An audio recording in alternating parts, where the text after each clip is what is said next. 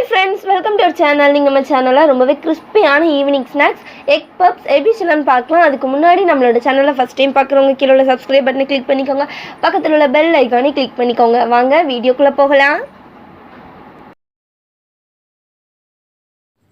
First ஒரு பாத்திரத்தில் 1.5 cup அளவுக்கு மைதா மாவு சேர்த்துக்கலாம். நாங்கள் இன்றைக்கி 1.5 கப் அளவுக்கு மைதா மாவு எடுத்து வச்சுருக்கோம்.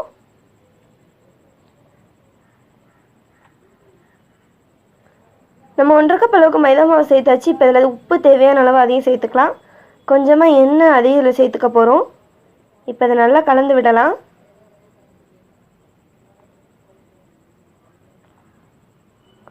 இப்போ இதில் தண்ணி கொஞ்சம் கொஞ்சமாக சேர்த்து நல்லா சாஃப்டான சப்பாத்தி மாவு பதத்துக்கு நம்ம கலந்து எடுத்துக்க போகிறோம்.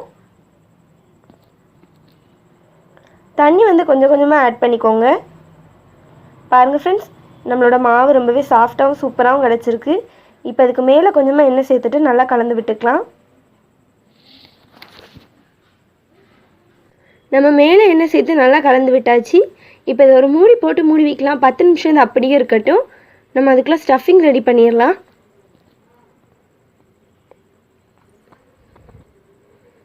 ஸ்டஃபிங் ரெடி பண்ணுறதுக்கு நாங்கள் இன்றைக்கி 3 முட்டையை நல்லா பாயில் பண்ணி எடுத்து வச்சுருக்கோம். இப்போ இதை நம்ம ரவுண்டாக கட் பண்ணி எடுத்துக்கலாம். பாருங்கள் ஃப்ரெண்ட்ஸ், இந்த மாதிரி நல்லா ரவுண்டாக கட் பண்ணி எடுத்துக்க போகிறோம்.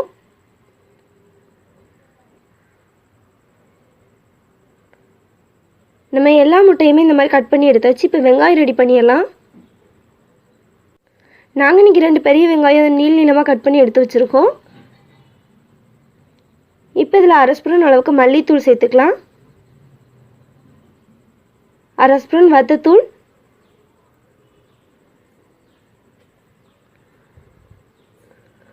உப்பு ஸ்டஃபிங்க்கு தேவையான அளவு சேர்த்துக்கோங்க.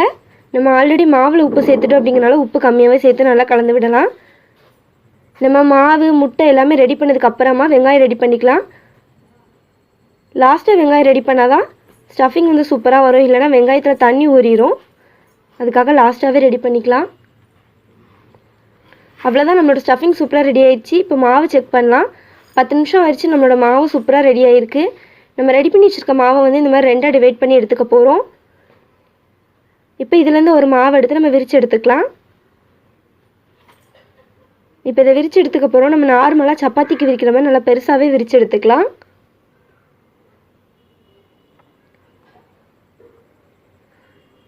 பாருங்கள் ஃப்ரெண்ட்ஸ், இந்த மாதிரி நல்லா பெருசாக விரித்து எடுத்தாச்சு.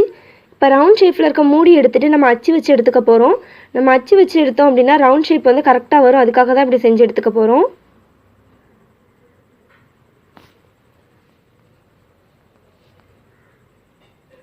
எக்ஸ்ட்ரா இருக்க மாவு எதுவுமே வேஸ்ட் ஆகாது. நம்ம ரிமூவ் பண்ணி எடுத்துகிட்டு 2வது அதை நம்ம விரித்து எடுத்துக்கலாம். பாருங்கள் ஃப்ரெண்ட்ஸ், நம்ம நல்ல ரவுண்ட் ஷேப்பில் அச்சு எடுத்தாச்சு. இப்போ இதில் ஸ்டஃபிங் வைக்க போகிறோம். நம்ம ரெடி பண்ணி வச்சுருக்க வெங்காயத்தில் கொஞ்சமாக வச்சுட்டு இதுக்கு மேலே நம்ம கட் பண்ணி வச்சுருக்க முட்டையை வைக்க போகிறோம். இப்போ இதுக்கு மேலே இன்னும் கொஞ்சம் வெங்காயம் வச்சுக்கலாம்.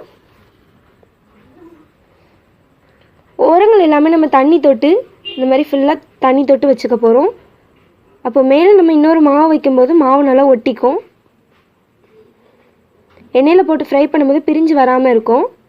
இப்போ இன்னொரு மாவை வச்சு இந்த மாதிரி சீல் பண்ணிக்கலாம். சுற்றிலும் கையை வச்சு நல்லா அமுத்தி விட்டுக்கோங்க.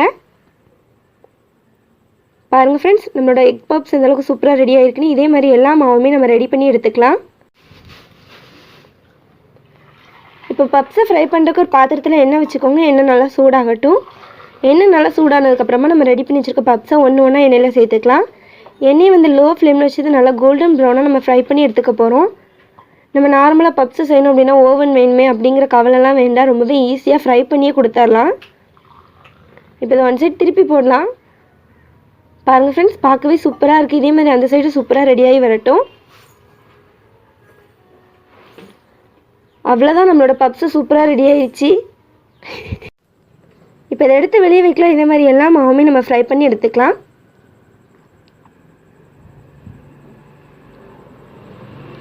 பாருங்கள் ஃப்ரெண்ட்ஸ், நம்மளோட எக் பப்ஸ் அந்த அளவுக்கு சூப்பராக ரெடி ஆகிடுச்சுன்னு. ரொம்ப ஈஸியாக செய்யலாம். ரொம்பவே கிறிஸ்பியாகவும் இருக்கும். குழந்தைங்க எல்லாருக்குமே ரொம்ப பிடிக்கும். கண்டிப்பாக நீங்கள் வீட்டில் ட்ரை பண்ணி பாருங்கள். பாருங்கள் ஃப்ரெண்ட்ஸ், இந்த அளவுக்கு கிறிஸ்பியாக இருக்குன்னு. உள்ள ஸ்டஃபிங்கோட பார்க்கவே அழகாக இருக்குது. இந்த வீடியோ உங்களுக்கு பிடிச்சிருந்தா தாயம்மாள் சமையலுக்கு சப்ஸ்கிரைப் பண்ணுங்கள், லைக் பண்ணுங்கள், ஷேர் பண்ணுங்கள், கமெண்ட் பண்ணுங்கள். தேங்க்யூ.